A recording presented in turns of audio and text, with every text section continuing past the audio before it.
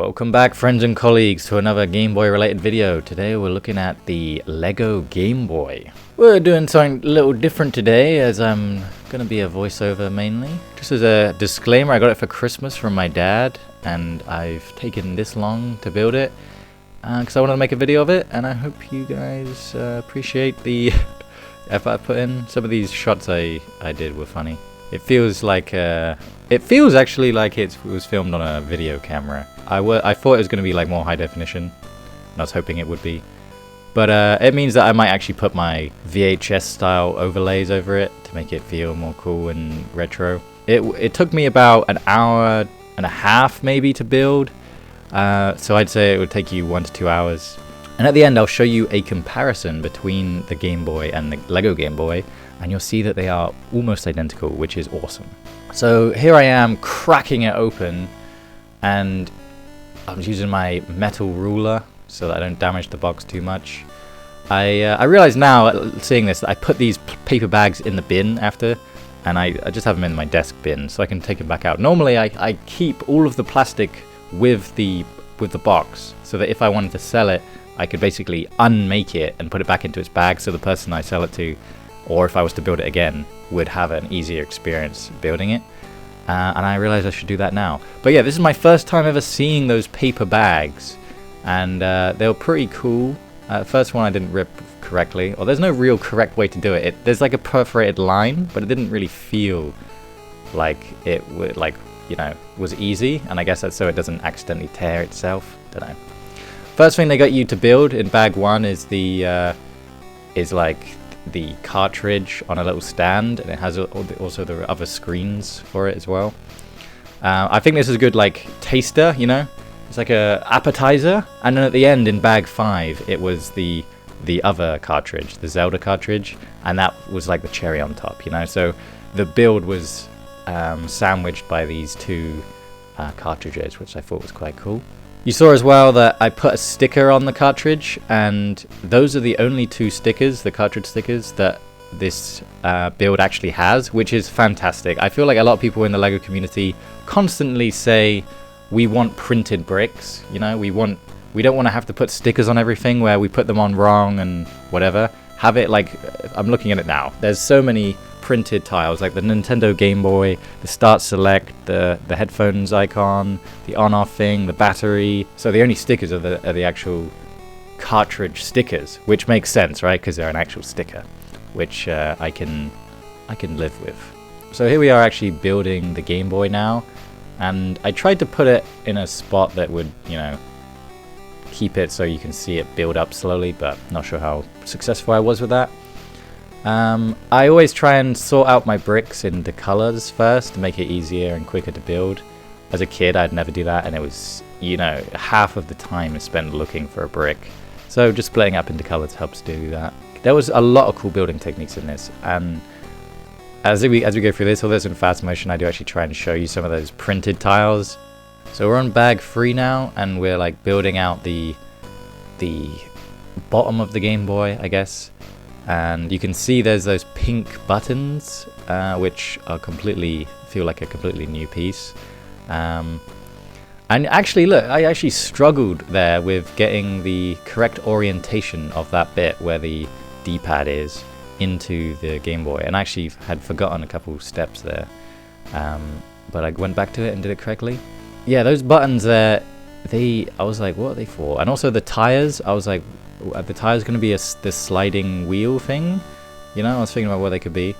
They ended up being the Start Select button, and that might be my least favorite thing about the Lego Game Boy, is the Start Select buttons being circular and they'd like slot friction fit into the hole. And it's because the Game Boy has like perfectly rounded rectangles as buttons. So they tried their best and they used pieces they already had. But it just, I don't know, it just doesn't work for me, but it's fine.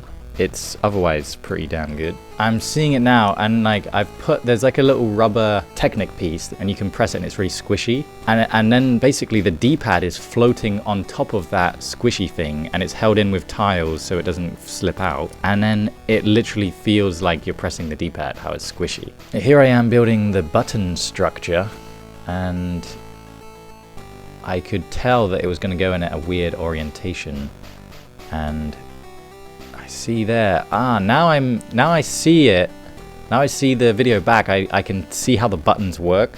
You press the button, and it presses against that that little elastic rope, whatever it's called, string, elastic, rubber band, and it means that when you press the button in, I'm pressing it now, it kind of springs back, which is more than it would do if it wasn't there. Mine aren't that perfect. Like the Game Boy one feels so good, but the Lego Game Boy one is just mimicking it, right? Which is still pretty impressive, to be honest. And the D-pad is so cool. There I am putting in like the contrast knobs. I believe in a second like it blows up. Like I press way too hard and I have to rebuild it if that didn't already happen. Yeah, basically I pressed too hard when putting in the screen, and then it ripped a load of bricks out and I had to go back a few steps. And then when I did it again, I just didn't press so hard. Like you almost don't need any pressure and it works fine. I don't know why I pressed so hard. And here it is, the Game Boy's done. And then all it is now is making the final cartridge.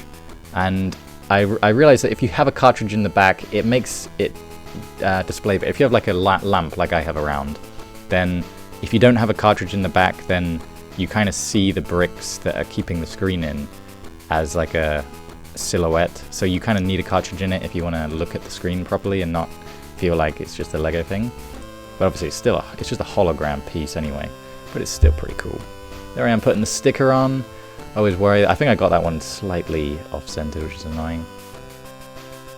But yeah, here we are at the end, and I'm putting the thing in. It clicks in beautifully. I can make the sound with you now.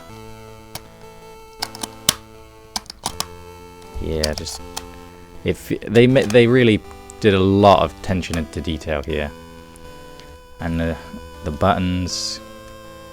It is cool. It's really cool. And then to switch out the screen, you pull up that little thing, you switch out the screen, and you can just drop out with gravity. And then you put the correct one in at the right orientation. And then you can put the back on, and then slide in the cartridge. Pretty cool. And then I also try and show you close-ups of each of these holographic things. So we got the Mario one, and all he's doing is jumping and hitting his head on a block, and the little Goombas are going back and forth, left and right on a tile. Not too interesting, to be honest. Hitting the block with your head, looks like a star's coming out the top. And then the Zelda one it's much harder to see, but it's basically just a scene of I think it's Link and Zelda on the beach, and I'm trying to make it so you can see one of their heads is moving left to look at the other, and there's like birds flying above them. Again, not really too interesting. I can also see the waves lapping on the shore, so it's kind of cool. It's kind of cool. But I do think that the best one you can display with is the Nintendo logo coming down. It's really hard to like orientate yourself to always see it in the correct position. Like it's even when it's at the bottom, it's still displaying at the top. It's exactly the same size as the Game Boy. Yeah, I'm showing you now. So on the left is the real Game Boy, on the right's the fake one, if you couldn't tell. Almost everything lines up as close as it can, right? You can see there are some dissimilarities, but for the most part, that is almost spot on. It's pretty cool. I think one of the things that was different was like where the contrast text. Oh, actually no, it's the right spot. It was just like the telling you, which voltage to use or whatever. That's the only thing that's not displayed there. Yeah, pretty cool. They are the exact same size. They might be like a couple points of a millimeter out. And obviously the Lego one's a bit sharper edged. But even the color is almost perfect. Like mine's a bit yellowed, but I'd say they got it as close as they could with the Lego pieces. And I feel like these are normal Lego pieces, you know. I realize there are some, you know, like above these buttons here that I'm pressing, there's like these darker tiles that are like probably got bricks or studs not on top coming down from the side of them. So they kind of look like a different grey, but it's not really that bad. Overall, really cool. Can't wait to put this on my shelf. Here's some extra shots of it at the end. Absolutely beautiful. I definitely recommend this. It's probably about 50 quid or something, and it looks awesome. So yeah, if you don't have one, so it's a fun build. I build a lot of speed champions, and I feel like this was on the same level. Obviously, it's twice as big or like more expensive, right, as a speed champion set. Has the same nuance of building techniques and stuff. So let me know what you think of the Lego Game Boy, and if you've got one, if you want to build one, and if you agreed with my opinion that it's pretty cool. And yeah, what do you think about the buttons? Do you think they're, I mean, if you really think about it, it's awesome, right? Like, it's probably as close to a real Game Boy as you can get with Lego. It is pretty sturdy and strong. I wouldn't want to drop it, maybe. But yeah, it's a solid piece, I'll tell you that. So I might start putting it on in my background, you know?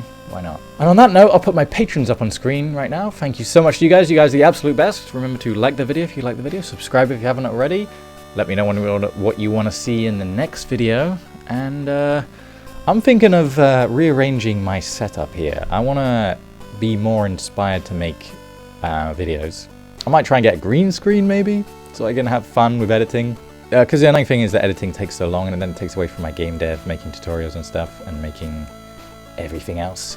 But I have this yellow wool that you can see in the reflection there, and I maybe want to use it as a green screen if it works. So stay tuned if you want to see me experiment with that, and let me know what you thought of this. I'll see you in the next one. Bye-bye.